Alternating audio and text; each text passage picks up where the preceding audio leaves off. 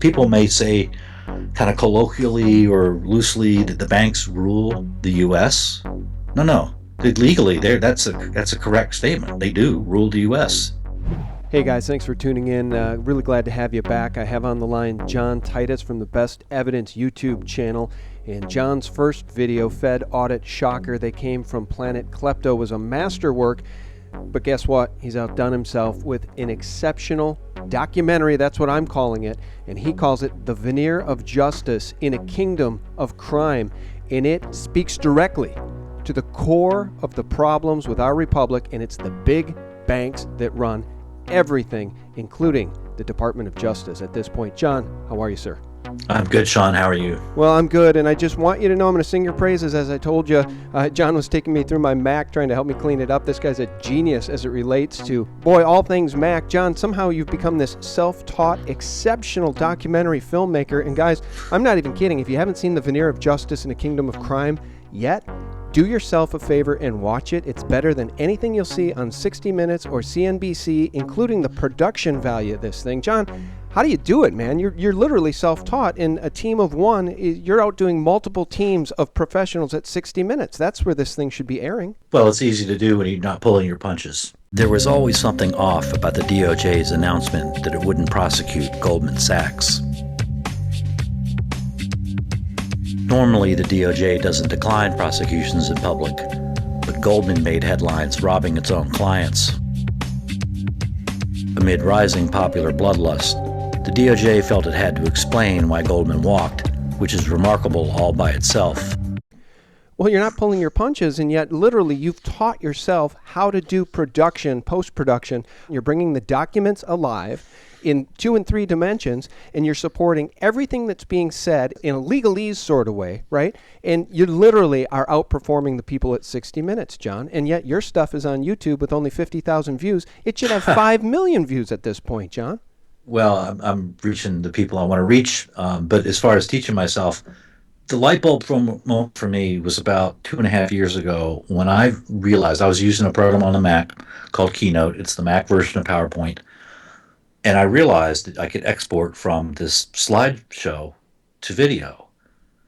And I just went from there and I made a video called Bankster Baseball, which is sort of a primitive version of what you see in Veneer of Justice, going through documents and interviews and things like that. And I just went from there and I pushed Keynote to the limit to where I couldn't get any more, blood out of the turnip. And so I moved to a motion graphics program, but because of all this messing around in Keynote and in PowerPoint, really, it was more or less easy to pick up. But I really worked. I don't pick up stuff quickly. It takes me time, and so 2.5 years. You're looking at 2.5 years of a guy banging his head against the table, frustrated because there's a million ways for a video to go wrong, and I've gone through about probably 750,000 of them.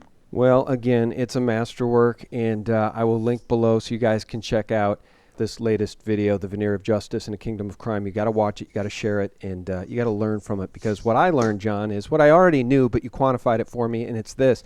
The Department of Justice has been usurped, essentially, by the big criminal banks that it's tasked to investigate and prosecute. And it's not doing its job. And in fact, I want to start at the end of the video. We can go backwards. Criminal banks were granted legal immunity, which is reserved for kings. That's what you note at the end of your video. And you also note an overthrow of the Constitution, the supremacy of law over human authority is what drove the Declaration of Independence. A coup in the U.S. would subvert America at her roots, with the equivalent of a king replacing law as supreme power. This inverted power structure rears its head in the DOJ's exoneration of Goldman Sachs. The sign of a coup is the illegality of acts by those in close proximity to sovereign power, and their false claims about sovereign authority. The supremacy of law over human authority is what drove the Declaration of Independence, giving rise to the entire American legal system. A coup in the U.S. would thus find America subverted at her very roots. I started at the end because I want people to watch the video. But let's break this down, John. Without rule of law in this nation, we have nothing. There is no republic. There is no recourse for the common man. It is legal immunity reserved for kings. So the bankers at this point are kings. Where would you like to begin? Let's just talk about the Department of Justice. Let's talk about the rule of law for a minute, because what you said is totally accurate, which is without the rule of law, you don't have any number of things. You don't have a republic, you don't have a constitution, you don't have a declaration. All of those things are predicated on the supremacy of law over men, for lack of a better term. In other words, the law is always supreme. And I'm not saying in this video, and no one has ever said that the law was always perfectly executed. It wasn't. But it's a principle. And the principle started really in the Magna Carta in 1215. And the principle is that everybody answers to the law. And that's simply the principle. And it's a very powerful principle because it enables the society to move forward. I mean, it's a principle that you can hold people's feet to the fire with. So, for example, the civil rights legislation, was advanced by saying, why do different rules apply to different people? This isn't right. This is not consistent with the rule of law. So that's a very important thing. And what the veneer of justice shows, and we've known this for some time. We've known this since December of 2012, but that there is no more rule of law in the U.S. That now, and you only have two choices when it comes to governance. Okay, that's it. You have two options, and that's it. Either you have the rule of law, meaning law is supreme, or you have the rule of committees or people or men or whatever you want to call it. That's supreme. And the U.S. was founded on the notion that we don't want that. We don't want a king. We don't want a supreme human authority that is absolutely inconsistent with the bedrock of this country. And that was really the basis for the Declaration of Independence, for U.S. sovereignty, was that everybody will be equal under the law, not under the king, under the law. And one of the biggest complaints among the colonists was that the law, the king was arbitrarily enforcing law. He was using the law as a way to punish people, as a tool of oppression, and they overthrew that. The other big foundation of the Declaration, obviously, is that with any government, it hinges on the consent of the people, and without that consent, the ruler it's unenforceable, it's invalid. So that was the basis for overthrowing King John III and basically starting the country, founding America. And that's really a fundamental principle that the veneer of justice really gets into. But we've known this since 2012, when the Department of Justice, Eric Holder, came out and said, we're not going to prosecute HSBC, nor are we going to prosecute UBS. They had both been found to have committed crimes, financial crimes. And he said, and it's not that they didn't commit the crimes. That's not why we're not going to prosecute them. We're not going to prosecute them because prosecuting these banks would cause collateral consequences. Right. So he's saying that something is supreme to law, it's collateral consequences. Well, who's deciding those collateral consequences? And that topic, who are the people who are determining the collateral consequences of prosecuting a bank? Who are these people? Because these people are supplanting law.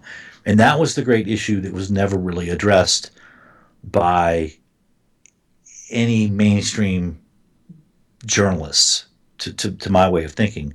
You had a lot of people doing pieces on how it was unfair and whatnot, that the banks weren't being prosecuted and they were getting away with all these crimes, but no one was really saying, well, who's the man behind the curtain? That was a topic that everybody avoided, and that I was like, well, okay, if you're not going to talk about it, I'll talk about it in this video.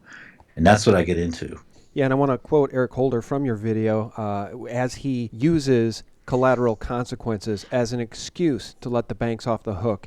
And he says, and I quote, "The impact on the stability of the financial markets around the world is something we take into consideration. What would be the consequences of the actions we might take," end quote. And the takeaway on that is, don't prosecute the too big to fail banks.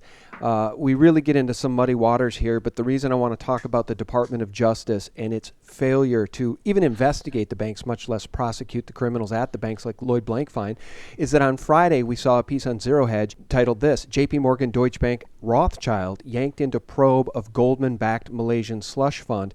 And as we read into the piece, we see a line: the Department of Justice has now asked Deutsche Bank and JP Morgan to explain their own dealings with this Malaysian slush fund. It's just more of the same. The Department of Justice is impotent in its duty, and probably nothing will come of this latest news item either. So now let's rewind time. Let's talk about Lanny Breuer and the Department of Justice and this whole excuse of collateral consequences as a reason to let the big criminal banks like Goldman Sachs off the hook. Who is Lanny Breuer, and why is this important? Lanny Breuer was, he is no longer, but he was the head of the criminal division in the Department of Justice from 2009 to 2013. The reason he is no longer the head of the criminal division is that in January of 2013, the best piece of investigative journalism in the mainstream media in the last 10 years aired on PBS Frontline, and it's called The Untouchables. It was written, produced by Martin Smith, and Martin Smith really did his homework, and he did a number on Lanny Breuer. And the most shocking disclosure out of The Untouchables, and if you haven't seen it, you should really watch it. It's free. It's on, just Google it. You'll find it instantly. The most shocking disclosure to me from The Untouchables in January of 2013 was that the DOJ wasn't that they weren't prosecuting the banks. We already knew that. Everybody knew that, and everybody was asking questions. The disclosure from Smith that was so stunning was that the DOJ wasn't investigating. Right. He said, we've talked to people inside the DOJ, and our sources tell us that when it comes to Wall Street, there were no documents, there were no subpoenas, no wiretaps. There were no investigations going on. And Breuer doesn't deny it. I fell out of my chair when I saw that. And so what Veneer does, it picks up where The Untouchables left off and says, well, okay, who are the people deciding collateral consequences? And because that was the real reason that comes out from The Untouchables, that's why you're not investigating, that's why you're not prosecuting, is this notion that prosecutions would involve and cause collateral consequences. So the next question is, well, how do you know? Who's telling you about the collateral consequences? And the answer, it's never answered in The Untouchables, but yet the answer is there in the video. I've watched The Untouchables probably, I'm not kidding, because I produced a video on it. I probably watched it 15, maybe 20 times. And all the answers are right there. I just sort of rearranged The Untouchables to produce the answer, which is it's the banks and their representatives they're the only people who are providing collateral consequences opinion to the DOJ. Well, when they do that, of course, the banks are coming to the Department of Justice, coming to Lanny Breuer's own office, by Breuer's own admission, or coming to his conference room and saying, don't prosecute us, because if you prosecute us, it'll cause collateral consequences. Well, the problem with that is that you have now an accused criminal telling the Department of Justice that there will be consequences of prosecuting the accused criminal. It is, in other words, a declaration of criminal immunity, which is what kings do. The last person in the U.S. to declare immunity from his own crimes was named Richard Nixon. And the Supreme Court never ruled on that issue, but it's a big issue. Scholars pretty much uniformly will agree on this. If there is criminal immunity in the U.S. for any one person, it's the sitting U.S. president. That's it. And the people who disagree with that will say not even the president is immune from criminal prosecution. So now you have the banks declaring criminal immunity in a conference room of the DOJ at the highest levels, and they're declaring immunity successfully.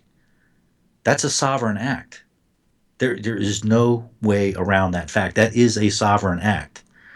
And that's really what the video is about. I mean, so people may say kind of colloquially or loosely that the banks rule the U.S. No. Legally, that's a correct statement. They do rule the U.S. Just watch this video.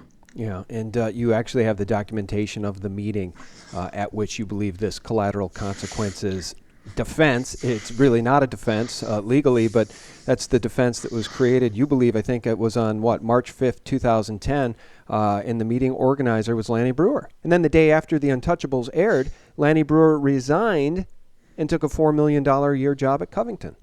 Right, his old law firm, which his old law firm, Covington & Burlington, is actually his present law firm, and Eric Holder's present law firm, and everybody else's present law firm.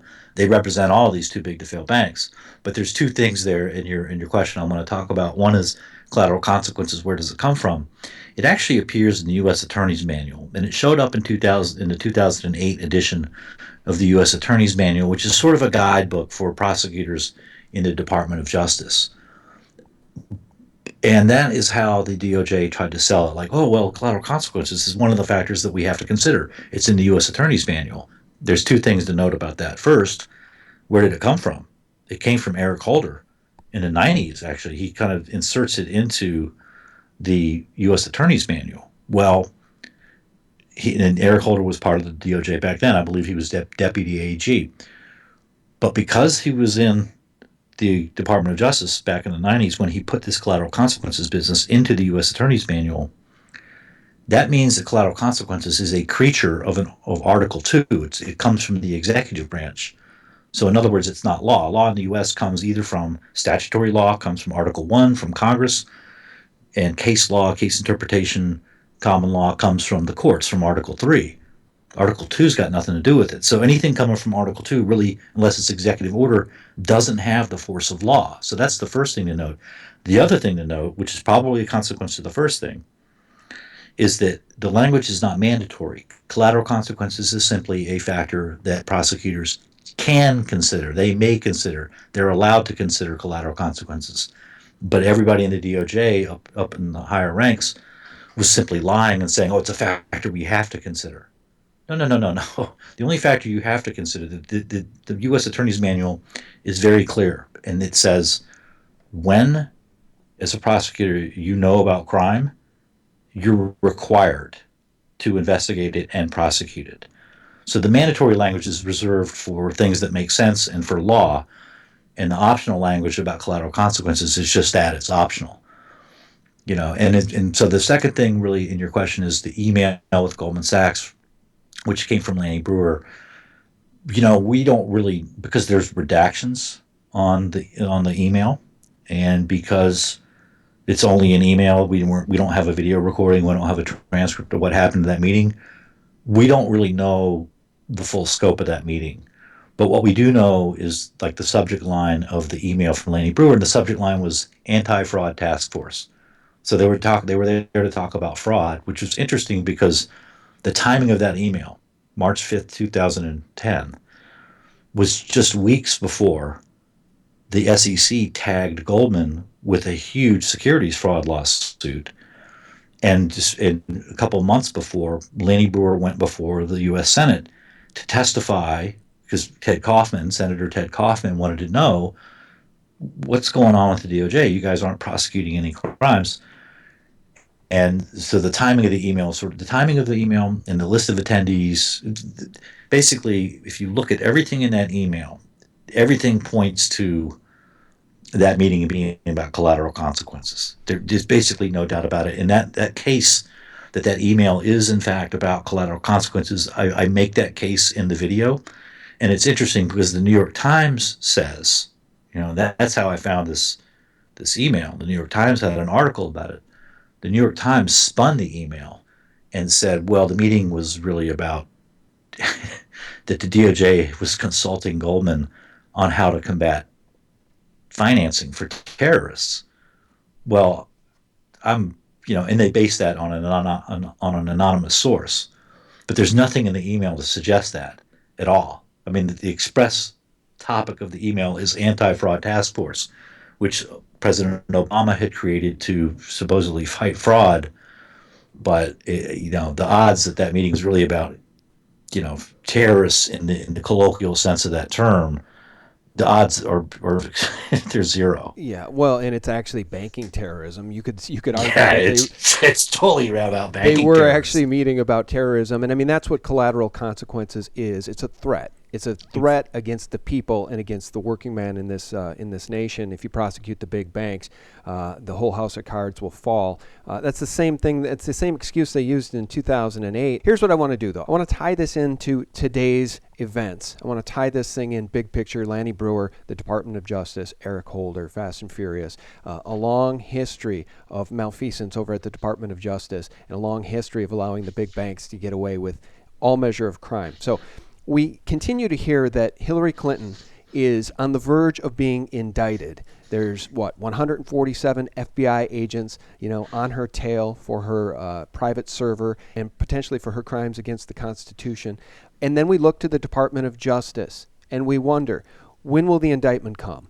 Why won't the indictment come? Why has she not been indicted? Why is she still being allowed to run for president? This is really the core issue. You hit the nail on the head in your video about this core issue, John, which is there probably won't be a indictment of Hillary Clinton until the Department of Justice is cleaned up. And you can jump in anytime, correct me if I'm wrong, but I just want to make the point. Who was Lanny Breuer, right? He was at the Department of Justice, wouldn't prosecute the big banks. Well, Breuer joined the White House counsel's office as special counsel to President William Jefferson Clinton, working under counsel to the president.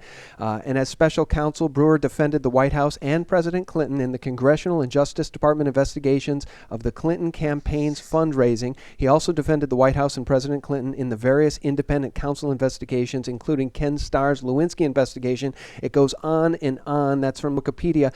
And it's the revolving door of fascism in this country. You got people in charge at the Department of Justice who are very close personal friends to people in power at the executive branch and so on and so forth. So I just want people to understand why we probably will never see Hillary Clinton indicted. And she may well end up in the White House, and that will be the final nail in a coffin with far too many nails, which is our republic. Yeah, we've seen this. We've seen this show before with this Hillary Clinton email. And there's 147 agents, and they're on her tail. This sort of stuff. Yeah, I tell you where we saw it. We saw it in the Peanuts with Charlie Brown trying to kick the football. Yeah, and it's like the DOJ. Oh, they're getting close. They almost got. Oh, they almost got her. Yeah, it didn't. It didn't happen, did it? And it's not going to happen now because she is up to her eyeballs in financial crime. You got $153 million from Wall Street for speaking fees. Mm-hmm. Please, please, just enough. So that's not going to happen. And one of the reasons it's not going to happen is that the current Attorney General, Loretta Lynch, if you trace her history, she was the alleged prosecutor in the HSBC case. Remember, HSBC basically admitted to money laundering on behalf of drug dealers and terrorists, and yet was fined. Now, granted, the fine was large, it was $1.92 billion, but they were fined, and no one went to jail despite the fact that the perpetrators of the money laundering scheme, the people who really managed it in HSBC, had left the company. So why aren't they prosecuted? They can't cause any collateral consequences. They're outside of HSBC now. But Lynch did something. She inked an unusual agreement with HSBC. It wasn't a straight non-prosecution agreement. It wasn't really a deferred prosecution agreement. It was an agreement such that the HSBC case stayed on the federal court docket as an open matter. And that enabled people in the DOJ to go before Congress and say, well, we've got a lot of investigations ongoing, with these big banks. So we can't tell you who the regulators are because the DOJ had eventually lied when push came to shove about who was determining collateral consequences. The DOJ lied and said it was regulators, and they tried to prop up this regulator story. And there was a hearing on it in May of 2013 about who are the people determining collateral consequences. This is a really fundamental issue. And the DOJ lied and said, well, we've got these ongoing investigations, and we can't tell you the names of the regulators. And what enabled them, in part, to make that contention about ongoing investigations was the fact that that you had this agreement with HSBC in the wake of their fine. This is in January of 2013, that kept the case open and active. Instead, normally when you dismiss a case, it goes off the docket and it's closed, but this one wasn't. And so that's so Loretta Lynch is in on it. And another person who is really up to his eyeballs in this is James Comey, the head of the FBI. James Comey actually worked on the board of directors for HSBC Mm. up until the time of around his nomination for head of the FBI. That's a 10-year appointment. That's a big deal. So Comey, after HSBC got in trouble, they reached out to Comey and said, "Hey, would you like to be on our board of directors?" And he said, "Yeah." And he got, I forget what it was. It wasn't a huge sum of money. It was about, I think, £250,000 a year. It's a good scratch. Or maybe it's 250,000, maybe £190,000 a year. I can't remember. It's in that ballpark. It was significant money, but he was on the HSBC board of directors, and it's against the law for somebody who heads the FBI, or really, I think, any FBI employee, to be on the board of directors of any kind of private company. And so he resigned shortly before he became the head of the FBI. But they're in on, if given their associations, their prior associations with HSBC, they're in on this whole game. They're in on letting banks run the whole economy, the whole country. They're in full control of the government, and they are in full control of the DOJ. They are in full control of prosecutorial decisions, and nothing is going to happen with Hillary Clinton. And I mean zero. Yeah, it's so depressing. If she ends up in the White House, honest to God, man, if she ends up in the White House, I mean, what do you make of that? Don't you almost out of principle have to leave the country? I mean, don't we literally have to sell everything we have, sell our homes, and move out of this country just out of like sheer protest that a criminal? I ain't She's I a ain't going you're not going anywhere. anywhere. All right, me either. But I ain't she's a going anywhere. hardcore criminal. I was trying to explain that to my mother-in-law over Easter, who somehow decided to go on some Trump tirade because she gets all her news and information from PBS. And I said, okay, say what you want about Trump, but Hillary Clinton was created by the Bush crime family. Hillary and Bill are hardcore criminals, and she'd have nothing of it. She thinks Hillary's great, and you cannot communicate to these sheeple people truth. They won't accept the truth. They don't understand any of this stuff, John. It's so Well, right. frustrating, and we're about to see a hardcore criminal end up back in the White House. Yeah, well, that's what they need. They need a hardcore criminal. Well, And let me tell you this: anybody who's gotten $153 million for giving speeches to Wall Street is a hardened criminal. yeah. I mean, and you have to be. I mean, frankly, at this point, you're a hick if you believe that $153 million is legit. You are just a rube and a hayseed if you don't think that crimes aren't being committed for $153 million, including future crimes. So wake up, Yeah, you're right. please.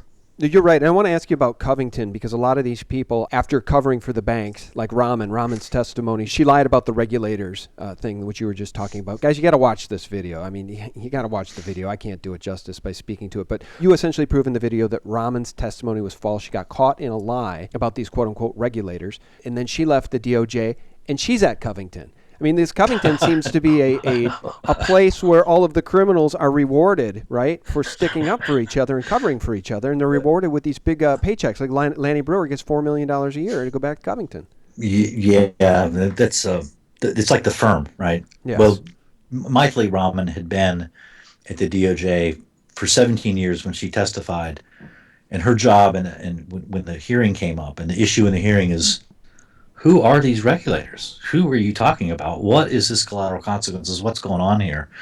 And of course, it's only a freshman representative who actually asked her, "Can you tell me by name who the regulators are?" And she hems and haws and says, "Well, there's current investigations going on, and we can't talk about those open matters." And he asked her a follow up, and he says, "Okay, tell me about the closed investigations." And she says, "Well, my understanding is that we've done good faith searches for those kind of documents, and we can't find anything." Well, the reason you can't find anything is they don't exist, because the collateral consequences opinions, the threats, all came from Wall Street. Brewer admitted that. And so she got up there and just, but the thing she lies about is she says, A, that collateral consequences is a mandatory consideration when it's not. It's optional. And then then the same freshman representative, I think his name was Rothkus or something like that. He was a freshman back in 2013. I think he's from Pennsylvania. He asked her, "Well, okay, if it's mandatory to consider collateral consequences, is it also mandatory to prosecute crime?" And she says, "No, no, no, it's not mandatory at all. It's optional." It was a lie. You just go to the U.S. Attorney's Manual, and it says right there, when you find crime, you are required as a prosecutor, required to investigate and prosecute. So she has it totally upside down. She's saying it's mandatory to consider collateral consequences. In other words, it's mandatory to look after the health of the precious little banks, but it's optional to prosecute crime, which is completely insane. It is totally upside down, and no one in Congress so much as blinks. Right.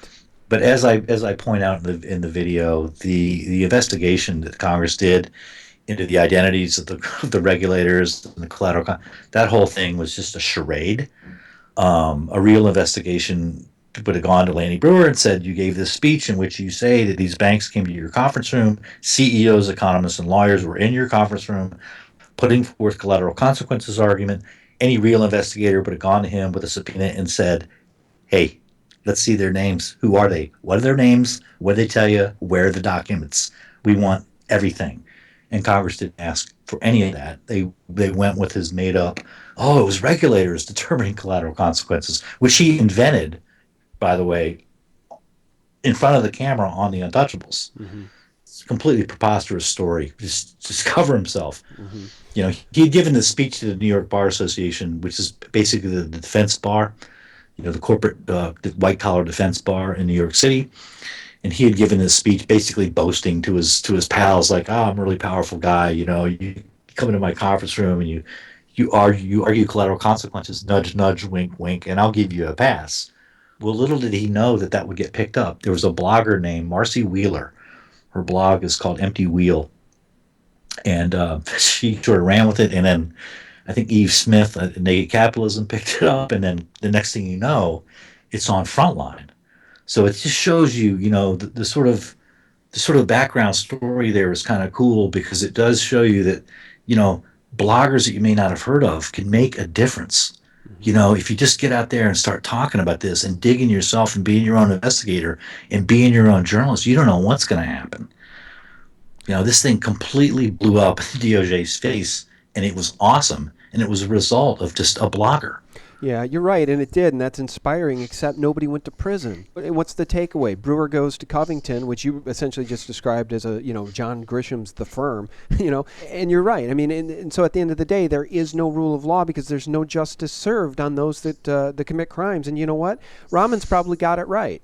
You know, prosecuting crime is optional in a banana republic. But Sure. It's not optional in a healthy constitutional republic. So it's just further proof that we don't have a constitutional republic. We have a banana republic, and it's run by the banks. It's run by the big criminal banks. Well, we also have a populace that's becoming increasingly aware of the reality. You know, that the mainstream media does nothing but lie. Mm-hmm. You know, it's just all lies in the mainstream media, so just forget it. But the populace is becoming increasingly aware of this. And it reminds me of a John Adams quote who said about the revolution, he said, listen, the revolution was already won before the first shot was fired because it had already happened in people's minds. Yeah. The people knew the score. And that's really the value of all this and why you do your show and why I do my thing and other people blog and people all do their part is, you know, it's part of Samuel Adams' minority. Samuel Adams said, you know, it does not take a majority to win. You know, we get frustrated, you know, Sean, you and I, when people around us are like, oh, what do you mean she's not a criminal? She's not a criminal. Forget them. Just don't let up. And Samuel Adams said, you know, it doesn't take a majority to prevail. All it takes is a tireless, irate minority, keen on setting brush fires in people's minds. And that's really the value, I think, out of, you know, it's certainly not financial or anything else. That's the value out of blogging and do what you do is just these people won't shut up. And there's more and more and more of them. And we're winning. It just takes time. So yeah, you're right. At the end of the day, there won't be any prosecutions for fraud because the statute of limitations for fraud, criminal fraud is 5 years. That's come and gone for the 2008 crisis. But man, people are way more awake now than they were in 2008. Way more. Well, that's the good news. Let me get your thoughts on one last thing before I let you go. It occurred to me the other day as I was thinking about this police state, Big Brother, Skynet, NSA spying apparatus that we've seen really roll out in earnest post-2001 under the excuse of the war on terror. Of course, that definition continues to morph, and now terrorists might be domestic United States citizens or there is no veterans. definition. Yeah, or veterans of the armed forces as they turn the apparatus against the people. I think that apparatus has a two-pronged purpose, and here's what I want your opinion on. Number one, It's to keep the people in line and to instill fear in the people, right? In the quote unquote homeland, that wonderful Nazi-esque term that they use. And the other purpose of Skynet and Big Brother and this NSA apparatus is to keep potential insiders from turning against the establishment, right? It's to prevent a coup, essentially, because they're wiretapping everybody. And you may be a white knight at the Pentagon, you may be a white knight on Wall Street, you may be somebody who wants to see and help implement change. But if they've got the goods on you, if they can keep you under control before you ever make your first move, they're guaranteeing this banana republic. They're guaranteeing their power goes unchallenged because of Skynet, because of Big Brother, because of the NSA. Do you think there's any truth in that?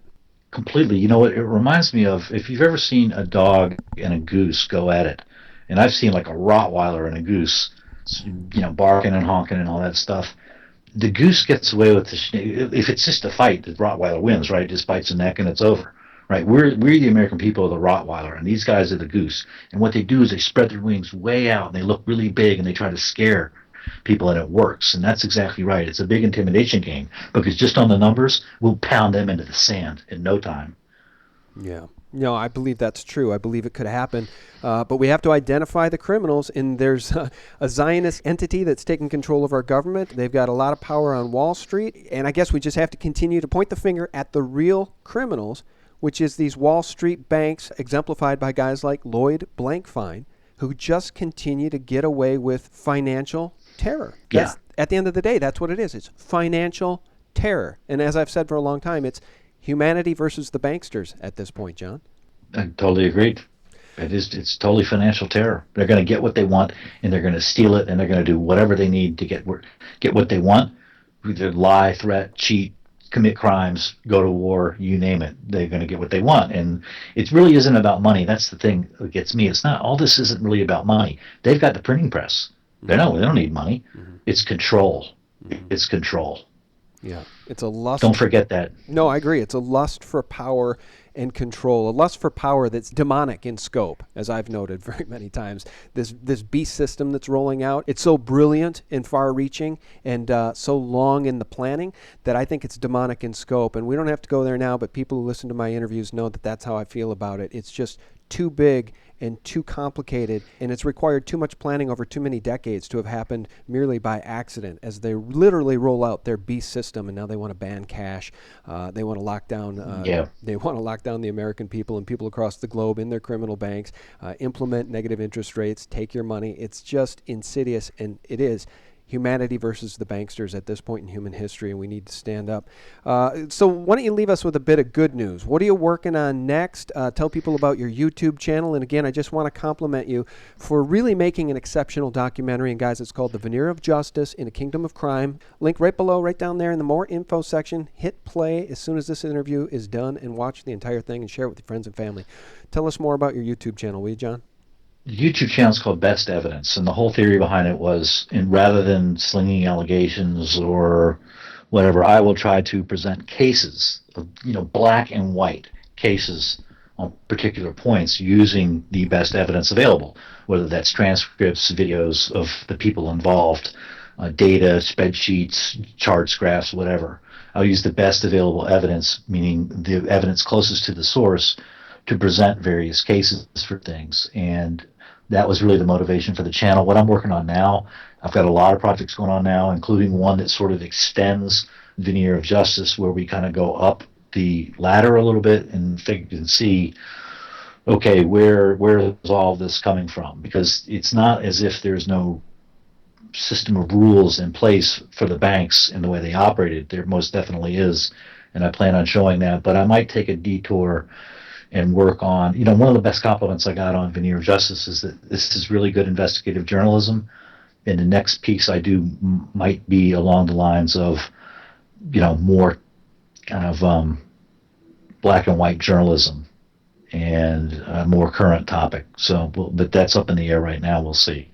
So a lot of directions I can go, but I put a lot of effort into the videos, and I don't want to be wrong about stuff, and that's one of the reasons I use primary documentation.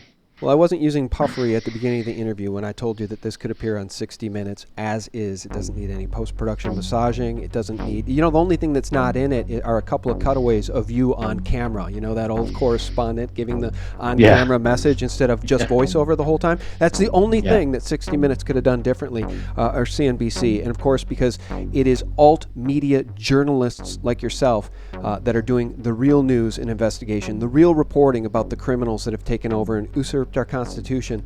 It's guys like you that are making a real difference. We are the antidote to corporate propaganda, those of us in the alt media, those of us who are telling the truth about the criminal banks. And John, my hat's off to you, man. What a terrific piece of journalism. Thank you.